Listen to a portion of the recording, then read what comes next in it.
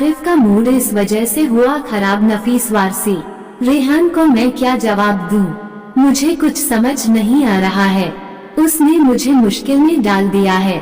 मैं दूसरी शादी नहीं करना चाहती, पर वह है कि मेरे पीछे ही पड़ गया है।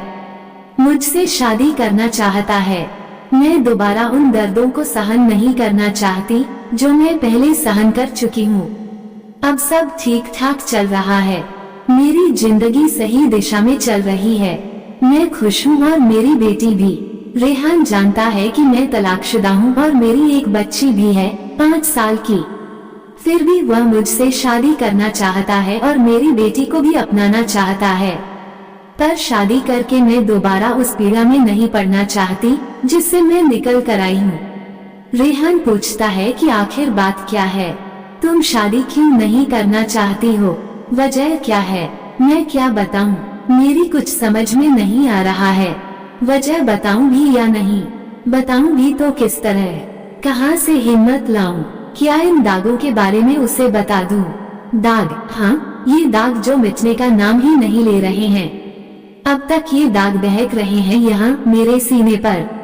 मैं पहली शादी भी नहीं करना चाहती थी इन्हीं दागों के चलते, पर मेरी अम्मी नहीं मानी, मेरे पीछे ही पड़ गईं। वे समझाती, बेटी, शादी के बिना एक औरत अधूरी है। शादी के बगैर उसकी जिंदगी जहन्नुम बन जाती है। तू शादी कर ले। तेरे दोनों भाइयों का क्या भरोसा, तुझे कब तक सहारा देंगे? अभी तेरी भाभीियों का मिजाज भैया है, आगे चलकर वे भी तुझे बोझ समझने लगी तो। पर ये दाग, मैं अम्मी का ध्यान दागों की ओर दिलाते हुए कहती, अम्मी, इन दागों का क्या करूं मैं? ये तो मिटने का नाम ही नहीं लेते, ऊपर से दहकने लगते हैं समय समय पर। फिर भी आप कहती हैं कि मैं शादी कर लूं। क्या ये दाग छिपे रहेंगे? क्या ये दाग मेरे शौहर को दिखाई नहीं पड़ेंगे? अम्मी चुप्पी साध लेती, फिर रोने लगती, बेटी, इनका जिक्र मत किया कर। ये दाग है तो तेरे सीने पर, मगर जलन मुझे भी देते हैं। तब आप ही बताइए कि इनके रहते मैं कैसे शादी कर लूं? नहीं बेटी, तू शादी जरूर कर। तुझे मेरी कसम, मेरी जिंदगी की यही तमन्ना है। आखिर मैं हार गई। मैंने शादी के लिए हाँ कर दी और मेरी शादी धूमधाम से हो गई आरिफ के साथ। पहली रात को मुझे देखकर आरिफ की खुशी का ठिकाना नहीं रहा। आरिफ मुझसे कस्में वादे करने लगे, जहान भर की खुशियाँ लाकर मेरे कदमों में रख देने को बेताब हो उठे। आरिफ को खुश देखकर मैं भी खुश हो गई, पर मेरी खुशी कुछ पलों की थी। शादी के दूसरे ही दिन जब मैं आरिफ की बाहों में थी और ये मुझे चांद तारों की सैर करा रहे थे, अचानक जमीन पर आ गिरे धड़ाम से और करवट बदल ली। मुझे कसमसाहट हुई। क्या बात हुई? क्यों हट गए? मैंने आरिफ को अपनी बाहों में भरना चाहा तो आरिफ ने झिड़क दिया और दूर जा बैठे। क्या बात है? आप नाराज क्यों हो गए? ये दाग कैसे हैं? ओह, मुझे होश आया। मेरी नजर मेरे सीने पर गई। मैं दहल गई।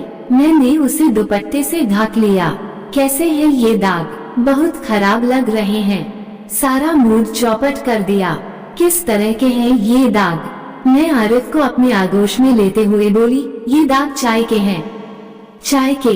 जी, मैं जब छोटी थी, यही तकरीबन 5 साल की, मेरे सीने पर खौलती हुई चाय गिर गई थी। पूछो मत, मैं तड़प कर रह गई थी। इनका इलाज नहीं हुआ था।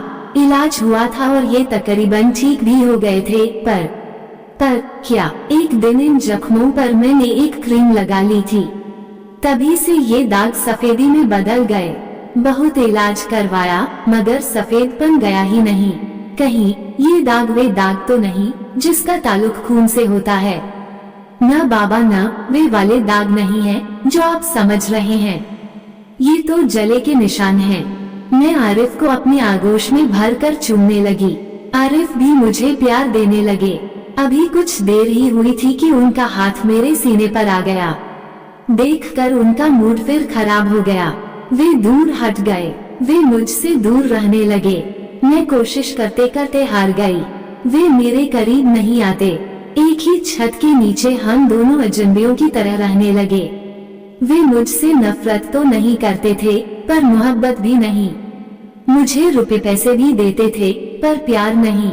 जब भी प्यार देने की कोशिश करती दूर हट जाते। फिर सुबह मेरे हाथ से चाय भी नहीं लेते।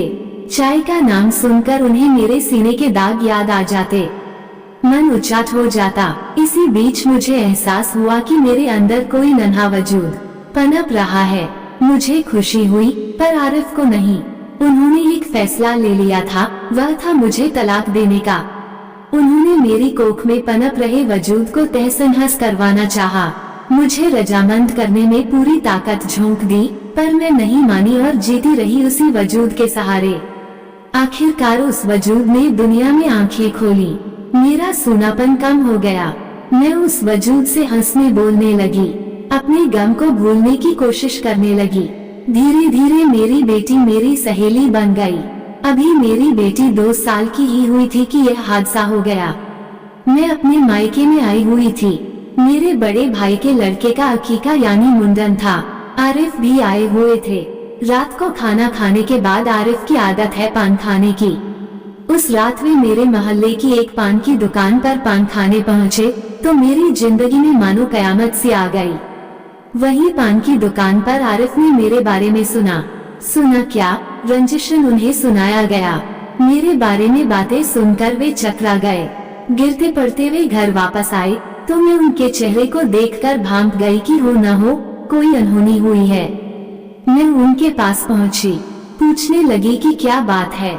आरिफ कुछ नहीं बोले, मेरे घर चुपचाप ही रहे, गुमसुम। पर दूसरे दिन घर आकर कोहराम मचा दिया। ऐसा कोहराम कि पास पड़ोस के लोग इकट्ठा हो गए। मस्जिद के पेशइमाम साहब, मदरसे के मौलाना और मुफ्ती जैसे बड़े लोग भी बुला लिए गए और मेरे घर से मेरे वालिद साहब व दोनों भाई भी। बेचारी अम्मी भी रोती पीटती हुई आई। अम्मी को देखते ही मेरी आंखों से आंसू झरझर बहने लगे। अम्मी ने मुझे गले से लगा लिया। समझ गई कि क्या हुआ होगा। बाहर घर के सामने चबूतरे पर पूरी पंचायत जमा थी। मौलाना साहब मेरे ससुर से बोले, हाजी साहब आपने हम सबको क्यों याद किया, क्या बात है। मेरे ससुर ने अपना चेहरा झुका लिया, कुछ भी बोल नहीं पाए। मौलाना साहब ने दोबारा पूछा, आखिर बात क्या है हाजी साहब। मेरे ससुर ने अपना चेहरा धीरे से ऊपर उठाया और आरिफ की ओर संकेत किया, इससे पूछिए। पंचायत इसने बुलाई है, मैंने नहीं। अब मौलाना साहब ने आरिफ से पूछा, आरिफ बेटा बात क्या है, क्यों जहमत दी हम लोगों को। आरिफ बड़े अदब से खड़े हुए और बोले, मौलाना साहब मेरे साथ धोखा हुआ है, मुझसे झूठ बोला गया है। मस्जिद के पेशइमाम साहब बोले, बेटा किसने तुम्हें धोखा दिया है, किसने तुमसे झूठ बोला है।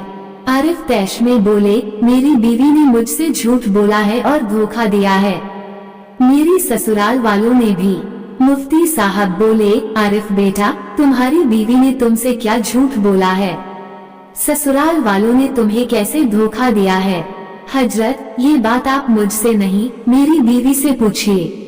पूरी महफिल में सन्नाटा पसर गया। मेरे अब्बू अम्मी और भाइयों के ही नहीं, मेरे ससुर का भी चेहरा शर्म से झुक गया। मेरी अम्मी तड़प उठी, पर्दे के पीछे खड़ी मैं भी सिसक पड़ी। मुफ्ती साहब बोले, बताओ बेटी क्या बात है। मैं जोर जोर से रोने लगी।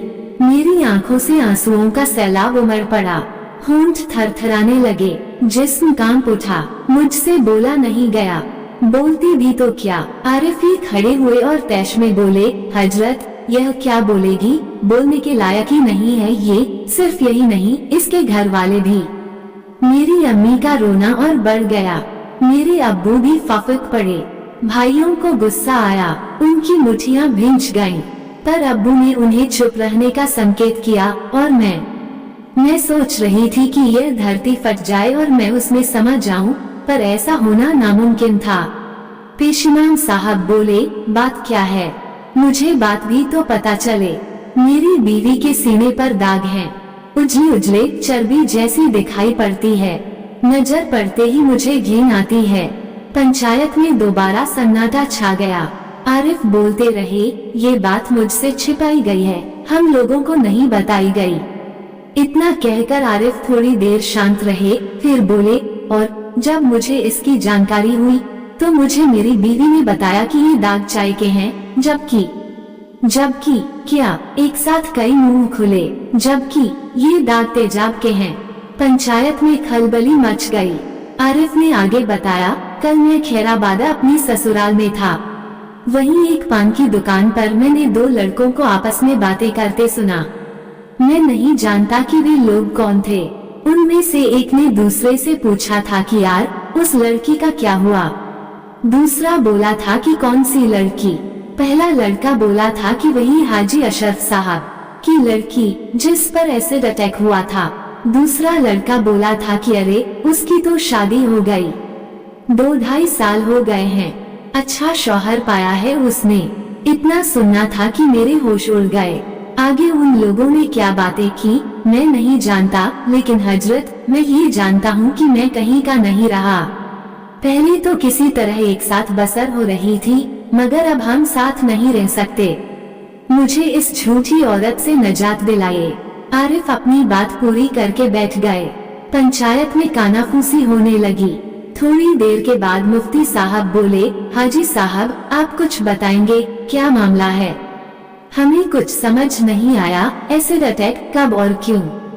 मेरे अब्बू हिम्मत करके खड़े तो हुए, पर थर-थर कांपने लगे। उनसे बोला नहीं गया। अम्मी ने भी बोलना चाहा, उनसे भी नहीं बोला गया।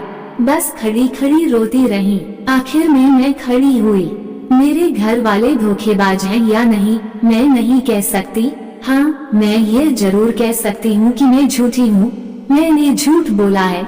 मुझे साफ साफ बता देना चाहिए था इन दागों के बारे में। मैं बताना चाहती भी थी, मगर मुझे कोई सूरत नजर नहीं आ रही थी। सुन रहे हैं आप? मैं बोली।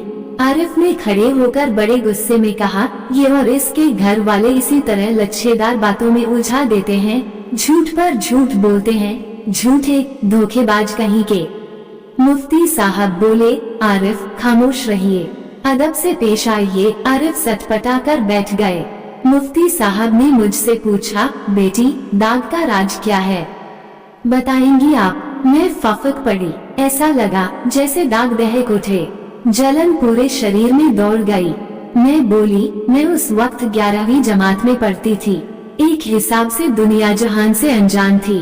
मैं Abul Kalam Azad girls inter college में रोजाना अपनी चचेरी बहन के साथ पढ़ने जाया करती थी।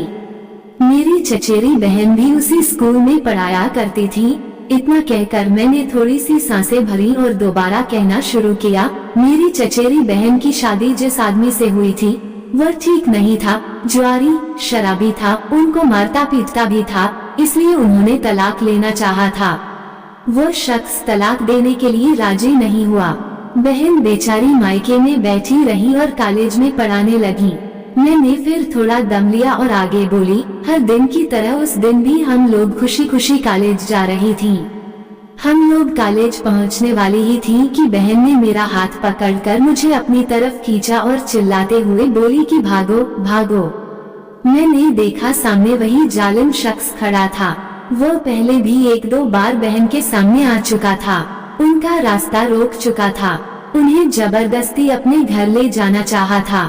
हमने सोचा कि वह आज भी वही हरकत करेगा, सो हम दौड़ पड़ी। बहन आगे आगे दौड़ रही थी और मैं उनके पीछे पीछे। मुझे पीछे छोड़ता हुआ वह शख्स बहन के पास तक पहुंच गया। उसने एक हाथ से बहन का नकाब खींच लिया। बहन को ठोकर लग गई। वे वही सड़क पर गिर पड़ी। उस जालिम ने झोले से तेजाब की बोतल निकाली और उसका ढक्कन खोलकर एक झटके से उनके चेहरे पर उड़ेल दी। मैं भी तब तक उनके करीब पहुंच चुकी थी। तेजाब के छींटे मेरे चेहरे पर तो नहीं पड़े, हाँ मेरे सीने पर जरूर आ पड़े। मेरा सीना झुलस उठा। मैं गश खाकर गिर पड़ी। जब मुझे होश आया तो मैं अस्पताल में थी। मैंने बहन के बारे में पूछा तो पता चला कि उनकी मौत तो अस्पताल पहुंचते ही हो गई थी। मेरी दुख भरी कहानी सुनकर पूरी पंचायत में खामोशी छा गई। अजब तरह की खामोशी। 90% लोगों की हमदर्दी मेरे साथ थी, पर फैसला मेरे हक में न रहा। फैसला रहा आरिफ के हक में। मेरे घर वालों के सच्चाई छिपाने और मेरे झूठ बोलने की वजह से मेरा तलाक हो गया। मैं अपने घर वालों के साथ मायके चली आई। आरिफ ने बच्ची को लेने में कोई दिलचस्पी नहीं दिखाई।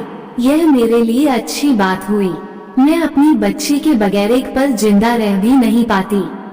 मैं बीए तो पहले से ही थी और टीईटी भी। अभी जब 1 साल पहले सहायक अध्यापकों की जगह निकली तो मेरा उसमें सिलेक्शन हो गया। यही 10 किलोमीटर की दूरी पर मेरी एक प्राथमिक विद्यालय में पोस्टिंग भी हो गई। वहीं मेरी मुलाकात रेहान से हुई। रेहान पासी के एक माध्यमिक स्कूल में सहायक अध्यापक है। जब से मुझे देखा है अपने अंदर मोहब्बत का जज्बा पाले बैठा है। मुझसे मोहब्बत का इजहार भी किया है और शादी करने की इच्छा भी जाहिर की है। मैंने न तो उसके प्यार को स्वीकार किया है और न ही उसकी शादी के प्रस्ताव को। मैं दोबारा उस दर्द को झेलना नहीं चाहती। आपको ये कहानी कैसी लगी हमें कमेंट कर जरूर बताएं। इसी तरह की अच्छी कहानियाँ आप यहाँ पर पढ़ सकते हैं। यहाँ उपस्थित शिक्षाप्रद कहानियाँ आपका मनोरंजन करने के साथ दिशा भी देंगी। तो बने रहिए हमारे साथ और हमारे प्रयास को सफल बनाएं।